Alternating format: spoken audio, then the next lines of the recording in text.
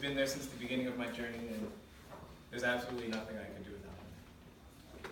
Thinking about the first 3 years of high school, as I will briefly mention in the video, I literally thought that there was no hope for me as I was walking aimlessly in life, and God came through at the right moment. Secondly, I would like to give thanks to my family. Dad, thank you for checking on me at any random moment to see if I'm okay and just helping me be the man that I am today. Mother, thank you for striving to encourage me regardless of how I feel. Thank you, Lauren, for being tough, and I admire your athleticism, and I would love to see you do all that for Jesus Christ.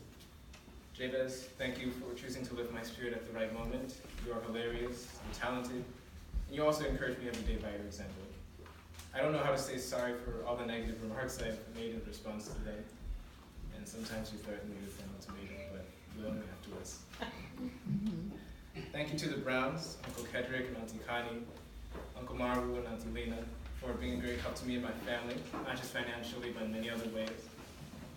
Thank you, Nick Galuccio, for being my youth pastor as well as a friend. And I feel really happy to know that I can call you on any day to give you updates on what's going on in my life. And it's a really comforting and relieving thought. Thank you to my cousin, Naon Mantor, who is currently in Indiana.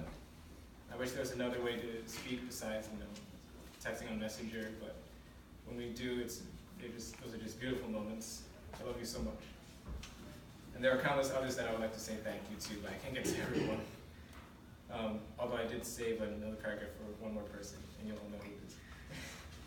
But for now, thank you to everyone. I really have to say, this year was incredible. At least, for being my only year here. I had the pleasure of meeting some of the smartest people that I know. Shout out to Hannah, Claudia, Sophia, and Nigel, who couldn't be here for the entire year, but we enjoyed their presence. And all of us had the pleasure of being taught by the best teacher in the world. I already missed the most precious moments like, attending First Friday and Wednesday labs where Billy's excitement for swallowing dangerous chemicals came alive. Rest is earned. Then there were those terrible speech exercises that I had to endure, which is so ironic because I'm German. Watching geography now with the class, which was always exciting. The recent trip to Philadelphia that some of us had. Chloe being annoyed every time Billy brings up Brent to Gent, which is actually terrible. Joseph's threats to stab me for being late. Well, I actually don't miss that. Sleeping in class. What have I written? I don't miss this. Memories of Todd and Cheryl. Billy's prowess in his knowledge about politics and his ability to talk about something completely irrelevant to the current topic. The petty squabbles between the Martinez siblings. I'm not calling you out. It's just amazing what you guys do. The special lunches provided by our teachers, including this awesome scones that we had like a month ago, and a lot of other things. And we can all agree that we learned a lot in this class. Or did we? But in all seriousness, one of the main things that we learned in this class was to just see the world and not just an economical, financial, social, viewpoints, but also spiritual and philosophical. And I thought that was really interesting to know because we can look at the world one way and then someone can do it in another way. And it's just amazing what, just how the whole year went. And as all of us know, a group is only as good as its leader. As a struggling high school student, God sent to me a living angel in the form of a teacher. I didn't even know her that well, but it suffices to say that she's not only a teacher, but also a warrior. And I think many of you know that. Her name is Mrs. Smith. She's kind of standing behind me. I don't understand how she balances schooling teenagers with her own personal family matters. I couldn't wrap my head around that, obviously. And she still manages to keep a smile on her face and just keep on going with the class while being the boss for. She's one of the strongest, most generous, and most encouraging ladies that I've ever seen. I'm so thankful for what she has done for me, and I will surely miss being in her class, especially when there's a muffin there to greet me every morning. She is also very humble. I told her that I was going to do this, but she said in a calm voice, "Thank you for including me in your speech," as if she had never expected me to.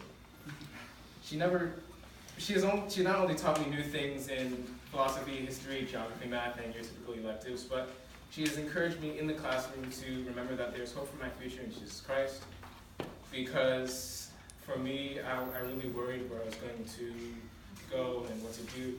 I always knew I wanted to be a musician, but I always worried how that was going to happen, and that was how all of that was going to play out. And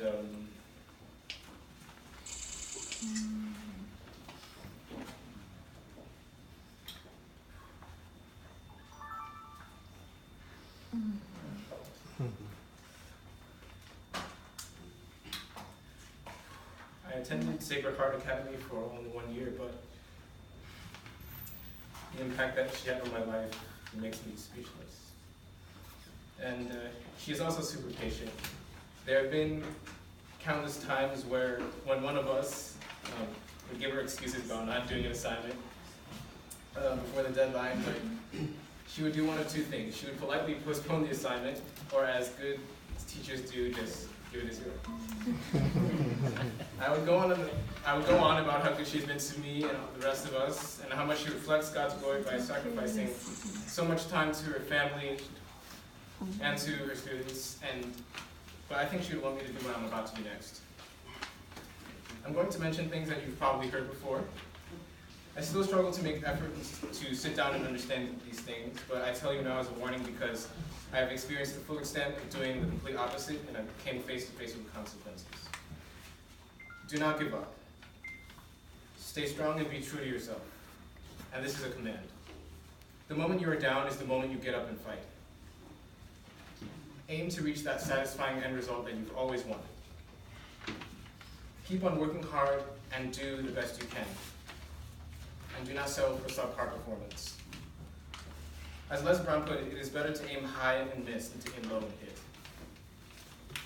Strive for excellence. Also, as Aristotle put it, we are what we repeatedly do. Excellence, then, is not an act, but is a habit. And now this is one of the most terrorizing ones for me. Try not to procrastinate, please. Kind of like I did with this speech. It is not easy to do anything when there isn't a deadline, but when you're finally done enjoying your instant gratification go-to, which is presumably your Netflix binge session, you realize that your paper is due the next morning, and that paper is blank.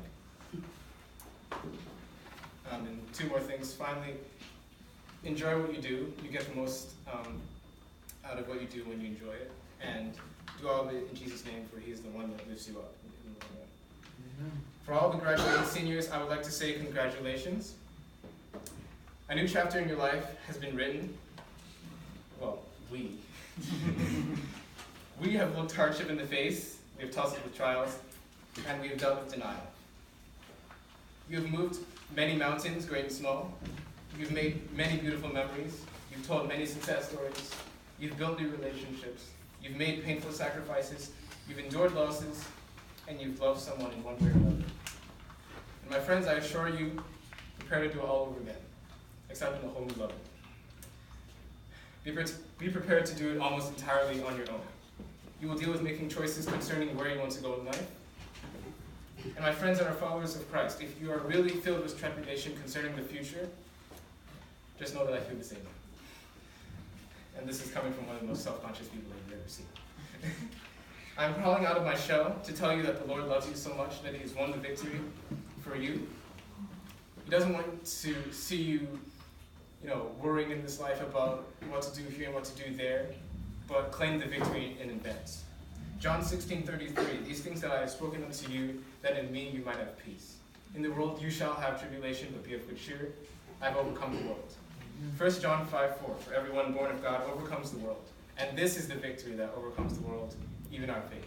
Yeah. Romans 8:31, what shall we say in response to these things? If God be for us, who can be against us? It is because of God's grace and mercy and love that we can take the next step, enter the mouth of hell, make a true comeback, fight another battle, perform with confidence, and live life for Jesus like there is no tomorrow. I don't know what will happen when I enter college, but I know who holds my hand during the experience.